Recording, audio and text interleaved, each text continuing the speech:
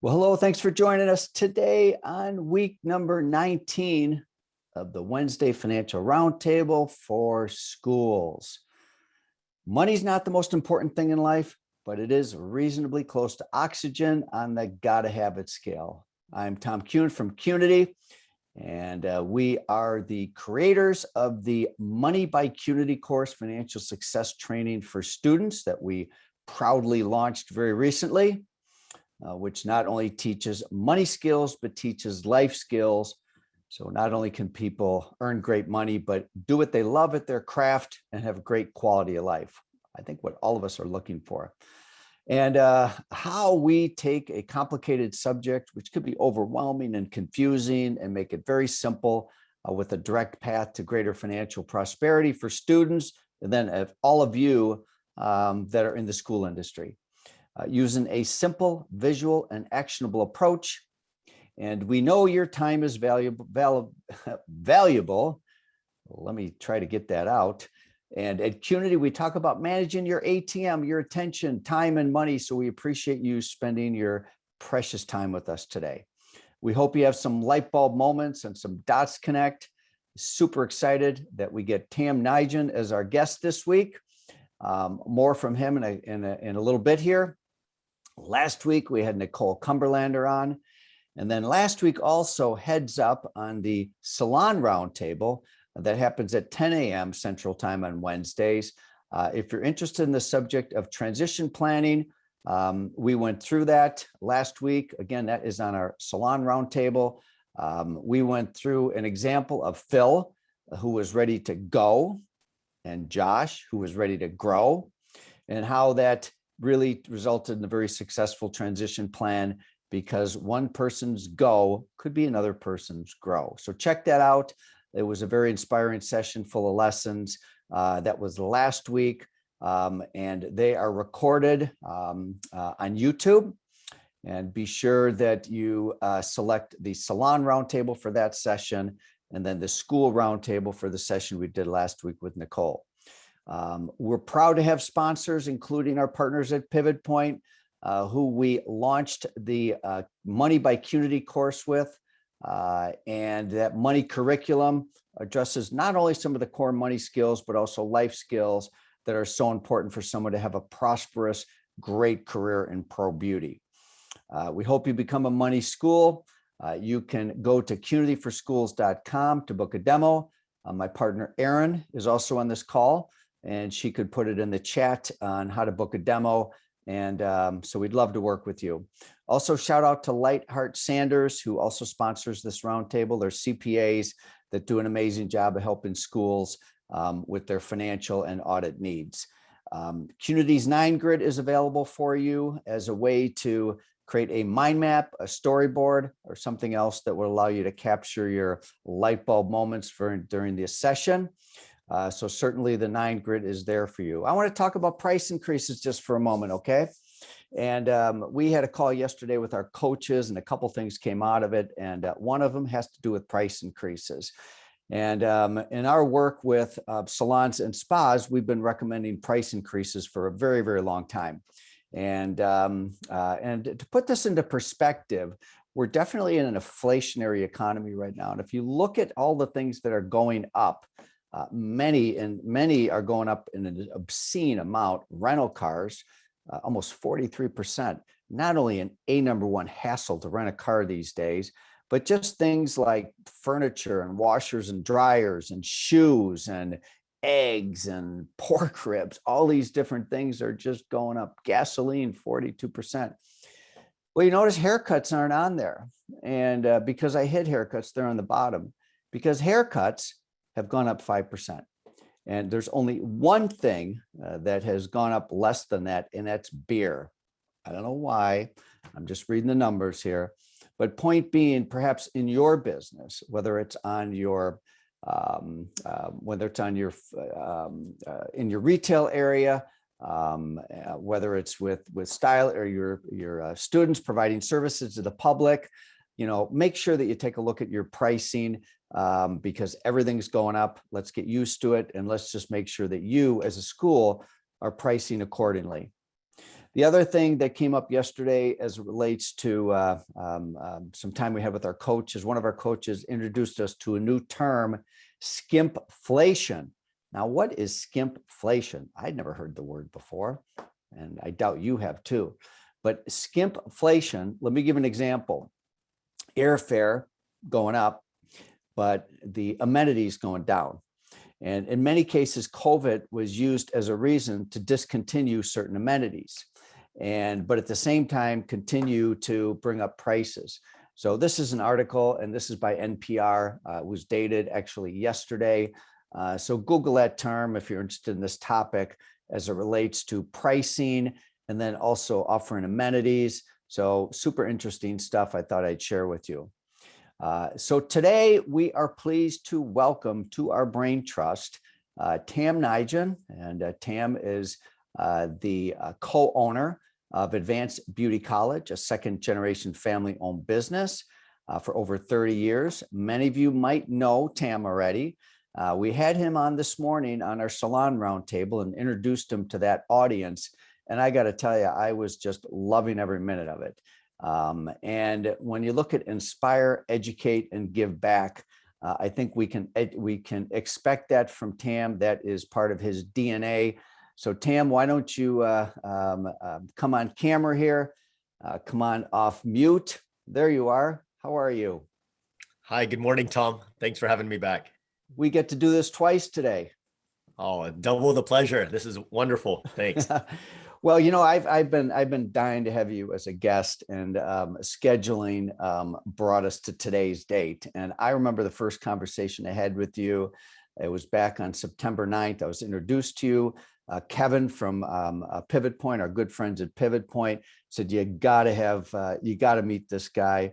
You got to spend time with them. And the more time I spend with you, the more inspired I am by you, and the more I learn from you. So thank you for being a guest. I'm so grateful for our mutual friend, Kevin, at Pivot Point International, who inspires me, as well as getting to know you better, Tom. Every conversation I have with you, I get to learn more. Your background is fascinating to me because you have both sides of the brain, and you being in this industry and you providing what you and your daughter and your family business has provided in creating is such a need in our industry today. So I love being here and love being part of this conversation. So thanks for having me. Thank you very much. That's much appreciated. And, you know, I think, you know, when we were spending time together, there's two very clear passions of yours, at least two. I'm sure you have other passions, but two passions to really discuss today. And one is your passion for the nail business, and the other one is family business. And certainly they're intertwined, and it's not, you know, you can couple them, decouple them, whatever. We're going to decouple them today.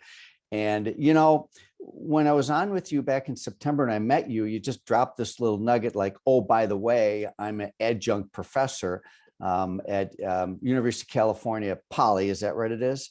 It's California State University, Fullerton. Okay, yeah. Sorry about that. Oops. All right. There. Cal Poly is a sister campus. It's a 23 campus system, and Cal Poly Pomona is a sister campus. So when we were prepping, I had this whole conversation with you about family business, and we'll get to that in a moment because that is something you actually teach and have been for 6 years. But towards the end of the conversation, I really saw where your true heart is, and that is for the nail business. And, you know, I have to admit that many times you rattle off, you know, hairstylist, estheticians, massage therapists. And by the time you get to nail, until very recently, nail technicians is how I refer to them. They were sort of the last one mentioned. And I'm going to ask you a question that I think is appropriate for all of us. And what is it that you want people to know about the nail business that they may not know? And let me rephrase it. What do you want them to know or understand about the nail business? Yes. First of all, thank you for the question, Tom, and thank you for the kind introduction. I'm very grateful for that. Something that I would want fellow friends in the industry and others to know about the nails industry is is the story behind, our friends in that segment. It's the smallest segment, but one of the fastest growing segment now. And it's interesting, as I have fellow school owners here and school individuals. I just remember when I was serving on the American Association of Cosmetology Schools, not just as a member, but board member back in 2010 to 2016. One thing that we always talked about is the diversity of our industry. And we're not just hair and skin, we're actually hair, skin, and nails. And even at that time, AACS was saying, since established in the 1920s, we are the voice of hair, skin, and nails. We just haven't had any representative of nails. So sometimes it gets lost and forgotten. Fortunately, what I would want to share is our nails industry has been built by wonderful pioneers and leaders. Obviously, it's no surprise to anyone. A vast majority of nail professionals today are Vietnamese Americans that are Asians throughout not only California here, which make up 80% of the nail salon owners are of Asian descent, Vietnamese American, but nationwide in the US. Nails Magazine was quoted that up to 50 to 60% of nail salon that are owned throughout the US and Canada are Vietnamese Asian owned. Certainly there's I want to share with you the story behind that and why in terms of how it grew and was established. We have to thank one of our godmothers of the industry that I call is Tippi Hedren, the famous actress and starlet of the 70s in Alfred Hitchcock, The Birds. She's from certainly a Hollywood family. Her daughter's Melanie Griffith, and her granddaughter's Dakota Johnson. So yeah, 50 Shades. So it's a multi-generational acting. But Tippi Hedren actually sponsored the first 20 Vietnamese ladies in nails, and these ladies were actually the wives of military folks, of high-ranking military officers from South Vietnam that fought alongside the U.S. And so these ladies didn't have a profession, and so good-hearted, great American Tippi Hedren sponsored these ladies through beauty college up in Northern California and provided them a springboard into the nails industry. Little did she know that would create a movement that included my own parents. One of those 20 founding ladies was my mom's best friend from high school in Vietnam, and my mom being licensed in the industry herself and coming over, we got into it right away, and the nails industry grew and grew and grew, and it's important to note that it grew on individuals. Although there was a mass of individuals who went through it, of refugees who found a new profession and found a new living in America, these were people who had the shirts on their back, who came with literally nothing, and were trying to provide for their sons and daughters, like me and Lynn, and trying to send back money to their own parents who were just barely surviving from a war-torn country, multiple wars. Vietnam had gone through brutal wars, and as you know that, and because of that, the nails industry was a solution. These are entrepreneurial, hardworking people who wanted to contribute to America greatly, and were proud Americans, and had found a new home. And so came the nails industry, built upon the backs of these hardworking refugees who came from Vietnam, and thus helped build the industry, and the industry as it's evolved today is. And I also want to share the mindset when you come under those circumstances. Your mindset is of first generation immigrant refugee scarcity mindset. You're just hoping that you can make enough to hopefully keep the lights on, pay the bills for your station, or if you're lucky enough to own a salon, and then pay rent for that small apartment that you have so that your kids can have enough to eat. That was the vast majority of our nails industry through the 70s, 80s, and 90s. And it's certainly evolved since then. So. Well, I certainly, in getting to know you, have gained a completely new perspective on the origins of the industry. And you really focused quite a bit on the why when we spent time together. And I so much appreciate that. And the word empathy is really something that it's a great choice of words. And certainly it does really help describe some of some of the perceptions also about the nail industry. The nail industry has evolved greatly, though. But yet, so we'll talk about the evolution. Let's also talk about some of the perception issues as it relates to the nail industry, because it's literally in that hour I spent with you live. We had our prep call, then we were together. My mind is just racing with ideas and things, just as a interview of you.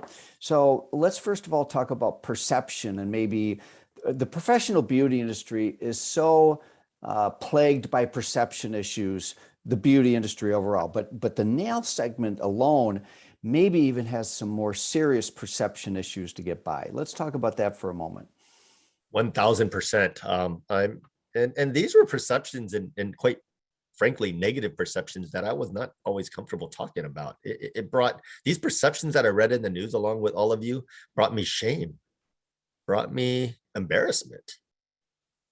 And I was reading articles that says, oh, the Vietnamese have ruined the nails industry. Oh, they're dirty. They're dirty. Their salons are dirty. They have no cleanliness. Or, oh, they caused infection. They take shortcuts. They've caused infection. And so, they've price cut and price gouged the market, and it ruined the industry for everyone. And so these negative perceptions were something I was reading that were real for me, and brought me a lot of shame and a lot of embarrassment, and like, how do I address that? What a heavy thing to address, right? And it's like, and then it was negative to be Asian. It was negative to be Vietnamese. I mean, I was called mean things growing up. Kids are mean, right? I've been called nip, goop, chink. Those aren't uncommon for me, and to be associated with a negative nails industry and be ridiculed for it is not something new to me. Certainly, when you know that doesn't define you, and that you get to reframe the definition, and you get to run a business and lead a business, and you get to be one voice in an industry, in a segment that you're very proud of in terms of what your parents built. I've gotten to be part of the narrative to reframe what it is to be in the nails industry, and certainly allies like Jan Arnold. Jan Arnold and I often talk about CQ as our favorite word, and CQ stands for cultural intelligence. And so we are passionate about cultural intelligence and sharing it so that people can empathize, because I do believe empathy is the most important quality of a leader. And when you're able to empathize and you have empathy, it covers so many blind spots, and it opens you up, your not only your mind but your hearts, to so many new perspectives, so that we can understand each other.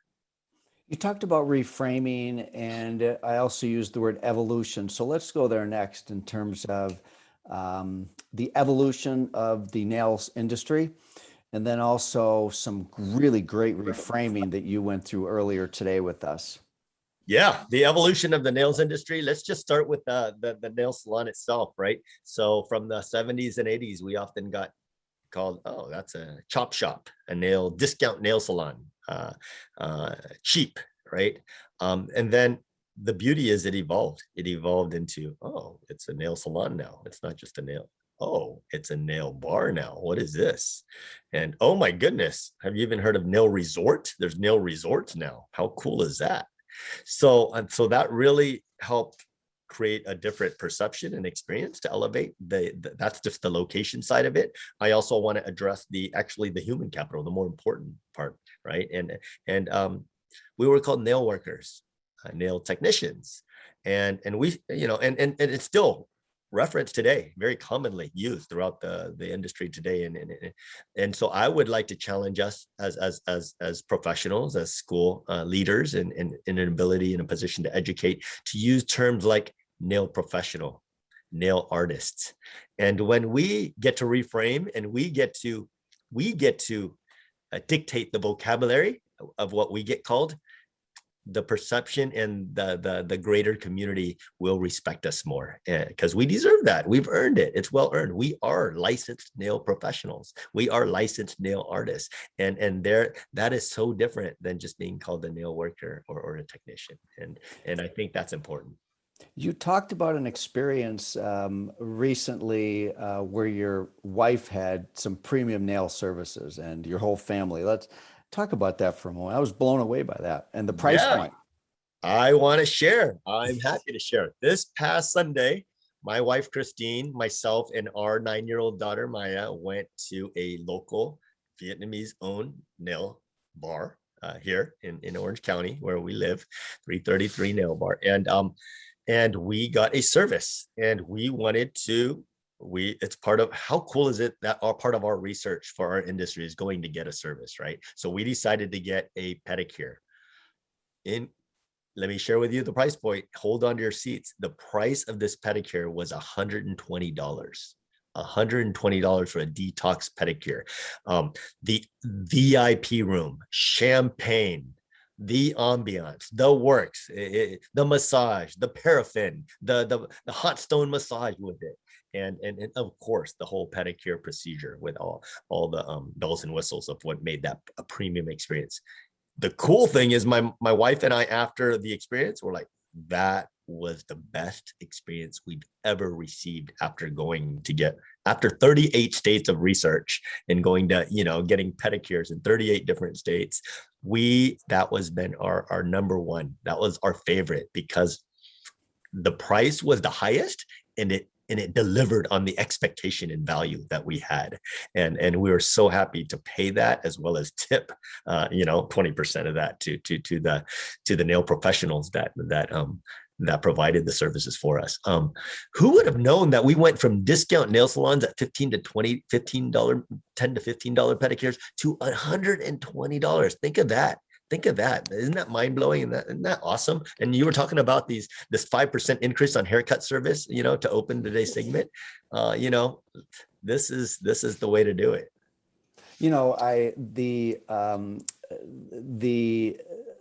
As a former salon owner, salon and spa owner, and having offering nail services for many years and having a deep appreciation for it, it really flipped my mind.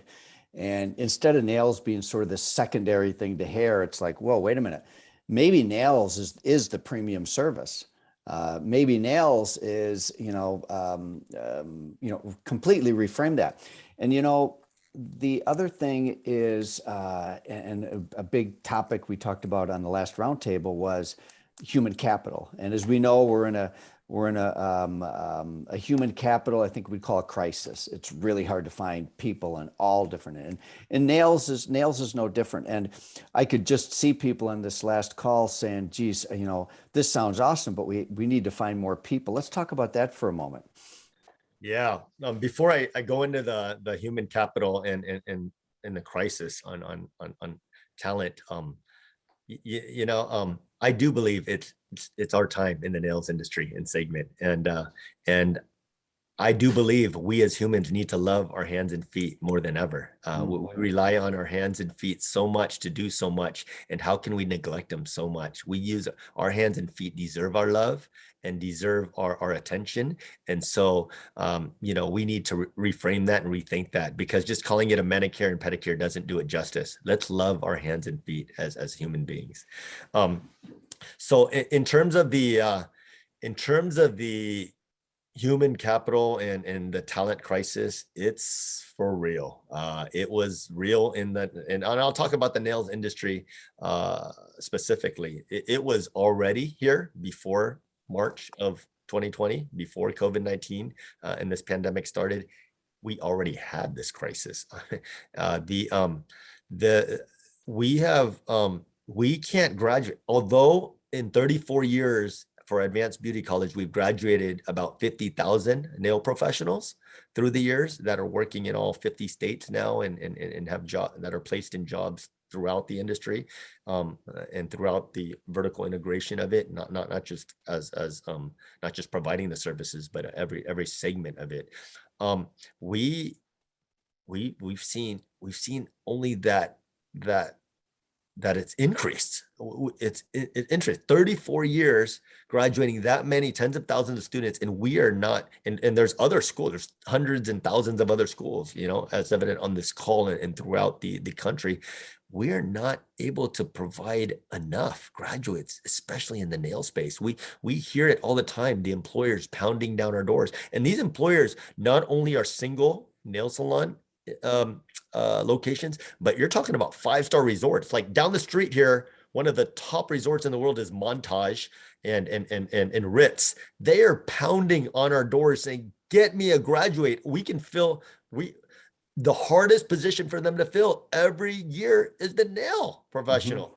And they're able to find the massage therapist. They're able to find the hairstylist and colorist and the skincare expert. But that nail professional to get into their 5-star resort is so challenging. And it continues. It continues. We do have a crisis on our hands in terms of the human capital we know in all industries, in all society right now. But as we drill it down to our segments in the beauty industry and nails in the nails industry, it's massive. You know, you talked about the makeup of the demographics, the psychographics of a nail artist, a nail professional has changed. Let's talk about that a moment. Yeah, no, I'm very happy to share the changing demographics and the evolution. My parents, opened a nail school in Little Saigon in Orange County, the largest Vietnamese community in the world outside of the country of Vietnam. Here in Orange County, Southern California is the largest Vietnamese community in the world. Hundreds of thousands of Vietnamese here that make up Little Saigon. And naturally, because of that demographic, 100% of their nail students for the first 30 to 40,000 graduates for the program were Vietnamese, not surprisingly. A tremendous shift has happened. I'm very proud to say my sister Lynn and I, as second generation owners, our English now matches our Vietnamese skills, and we're able to articulate and communicate in both languages fluidly and fluently. So our staff and our leadership team has changed, and so because of that, even though we're still located in Garden Grove, in Little Saigon, in this largest Vietnamese community in the world, we've been able to diversify our leadership team, our educators, and thus serve multiple and diverse segments of our community. As of today, more than 50% of our nails class is now non-Vietnamese, of all other demographics, from Caucasian, African American, Hispanic, and many European countries. So we have other Asian groups too, besides Vietnamese. As you know, there's many Asian languages and cultures. So I'm very happy to share that we are in 34 years experiencing the highest growth of enrollment in the nails program. That's awesome. On a weekly basis. I'm also happy to report that the graduates that are coming out are of the highest quality we've ever had in our 34-year history in terms of language skills, with English and communication, in terms of customer service skills, in terms of learning from. Some of them have taken Disneyland courses, Disneyland customer service, magical courses, the magic of Disneyland to learn how to communicate and provide some magic into our salons.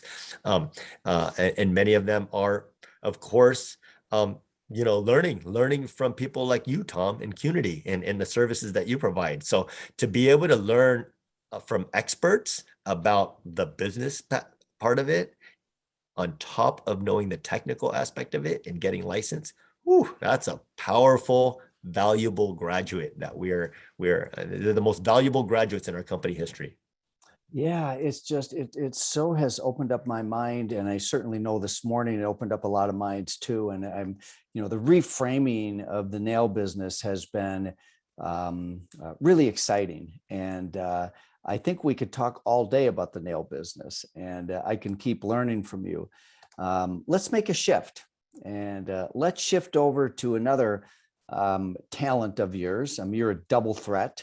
Not only are you this amazing owner and a passionate advocate and practitioner in the nail industry, but you also are an educator at a major university. Over the last 6 years, you teach family business, and it really caught my attention because I've always been interested in family business. I mentioned to you earlier that we have a conference every year. It's called the 2 to 10 Conference, and we found that the salons in the category that have between 2 and 10 locations, these are a lot of the premier salons in the US, 92% of them are family businesses.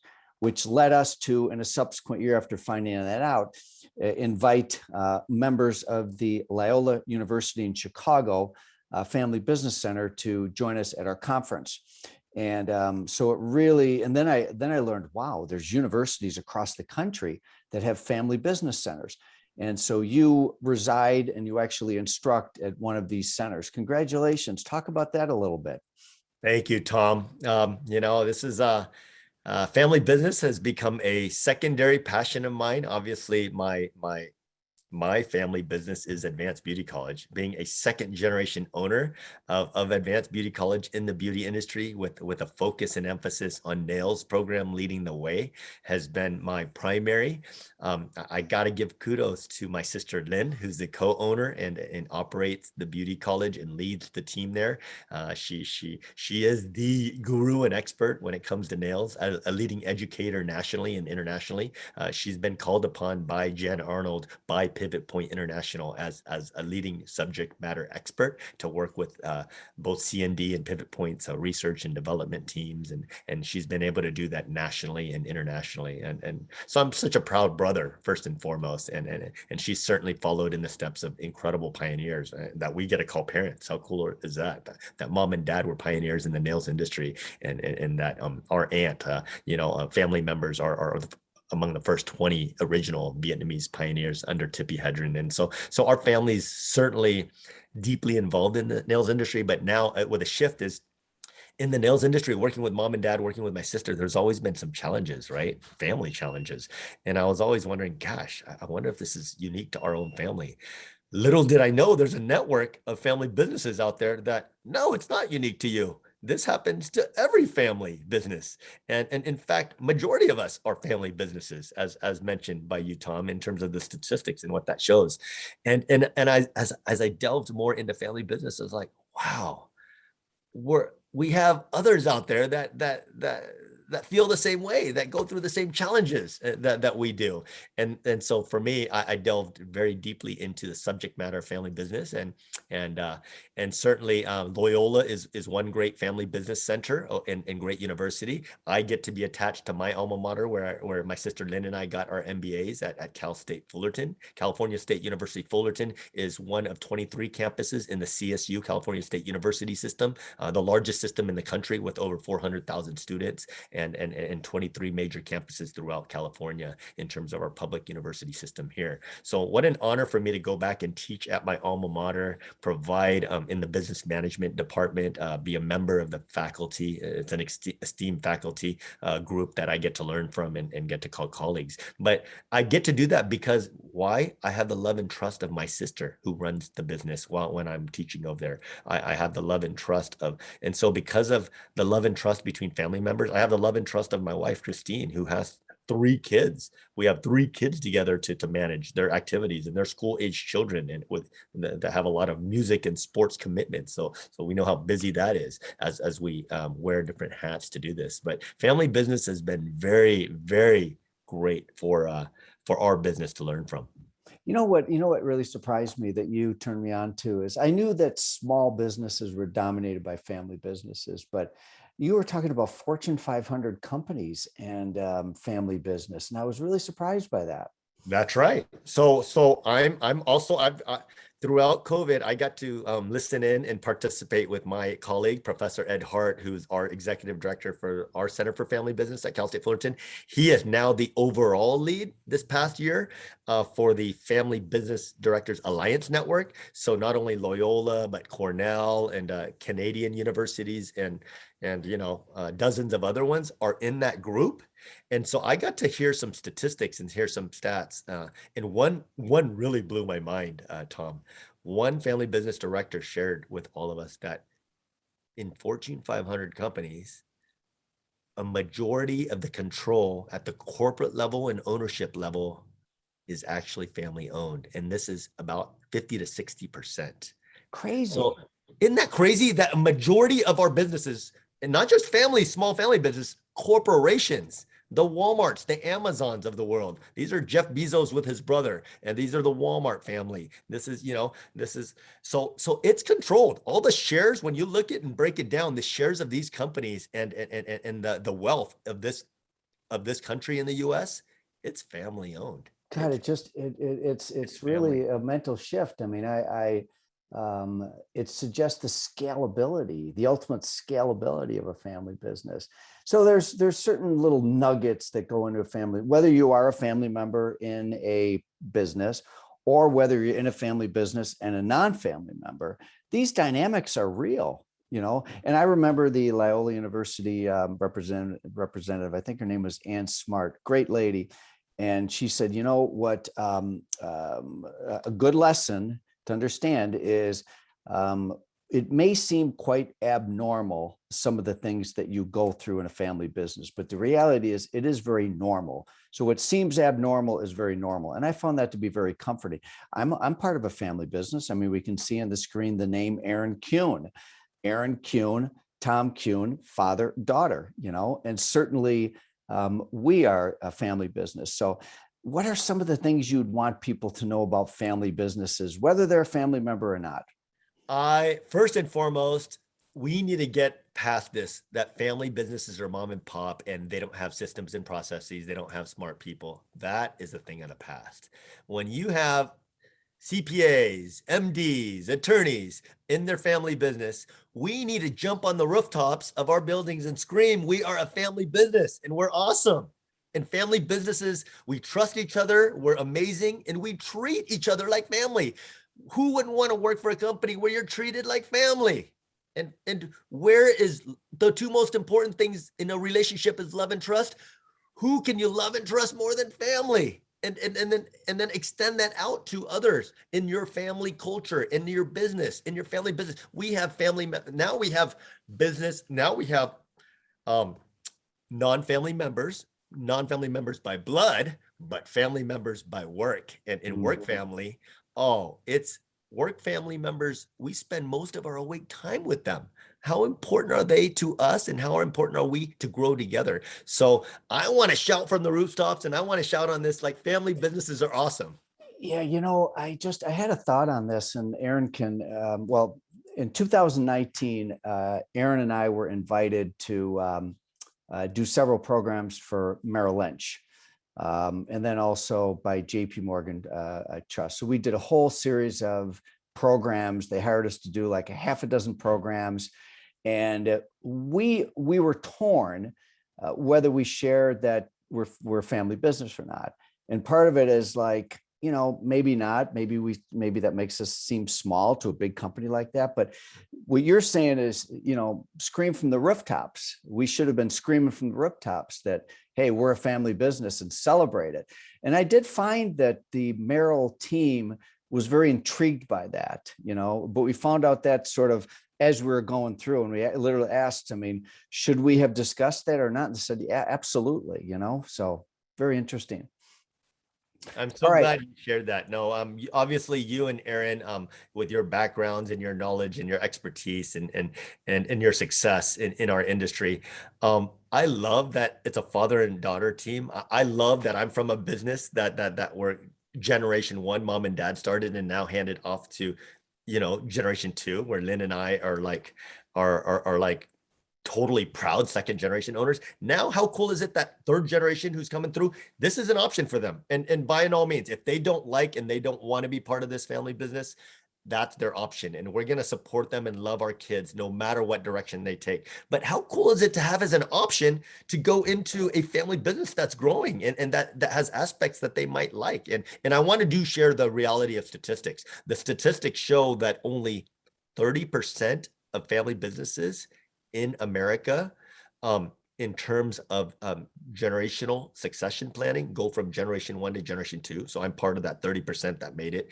And then only 3% make it to that third generation, you know? So it's very hard so if you don't have a transition plan, if you don't have a plan, if you fail to plan, you plan to fail, right? Yeah. So let's see, what are the nuggets on family business here before we wrap up today? And you shared, you know, some of the different pillars. I mean, respect to me is just, respect is the word that really jumps out to me in terms of family dynamics. I certainly have a ton of respect for Aaron. You totally celebrate the respect you have of your sister and your parents, and certainly respect is a huge dynamic. What other things that really go into success as a family business? Oh, there's so many dynamics and pillars. There's certainly experts that are much more well versed than I am in this area. But the ones that come to my mind beyond respect is loyalty, is trust, is love. So those are my big four that I can think of right now. I'm certainly there's others, but one thing that always comes up is also beyond that is communication, and how we communicate with each other matters.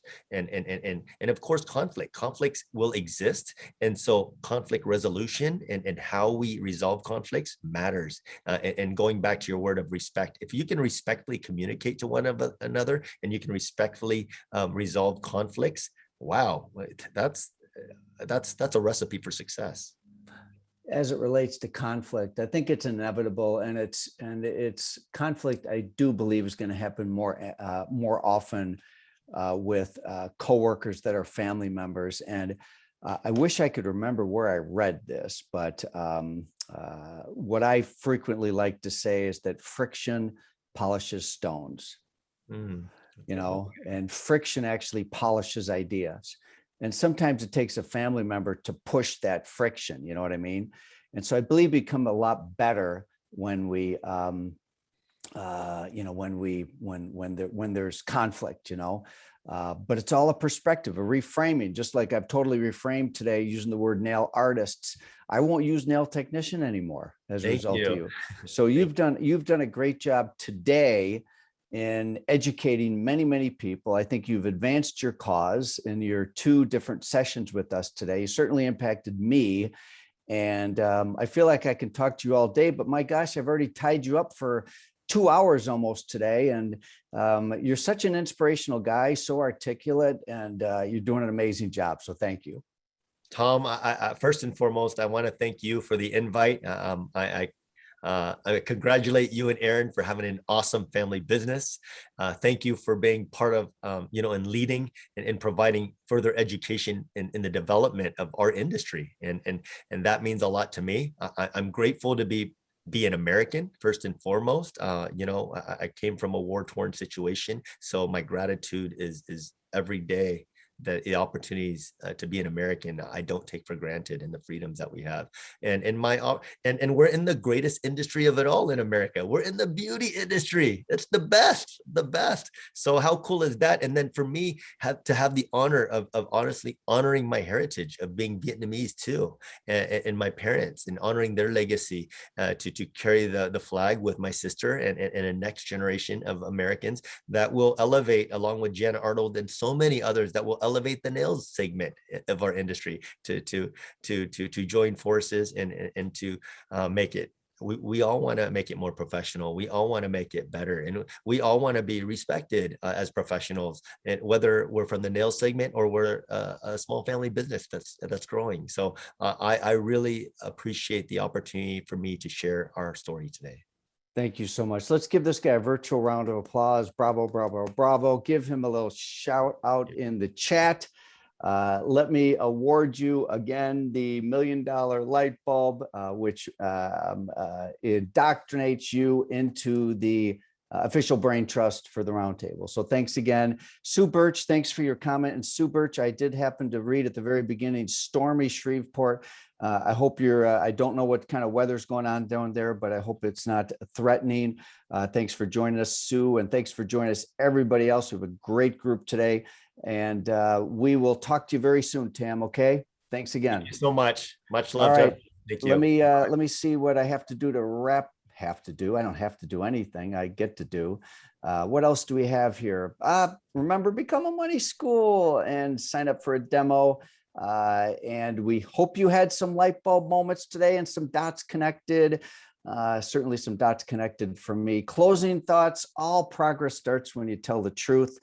Certainly Tam told the truth about some of his experiences growing up, and and some of the challenges he had. And it's very inspiring to see how he's evolved and grown and represent his generation and his country and his heritage so well. And then other quote, the reason why many don't reach their goals is because the final result is not clear in their mind. So reminder, whatever your path is to greater prosperity, hopefully you get very clear in your head what that looks like. We hope you will join us next week. We've got a killer guest next week. I'm not going to announce who it is yet because I just want to confirm that that is indeed the guest next week. I could have my dates mixed up, but please join us next week. Thanks for joining us today, and we hope you enjoy the rest of your week. Thanks again, and we'll talk to you soon. Bye now.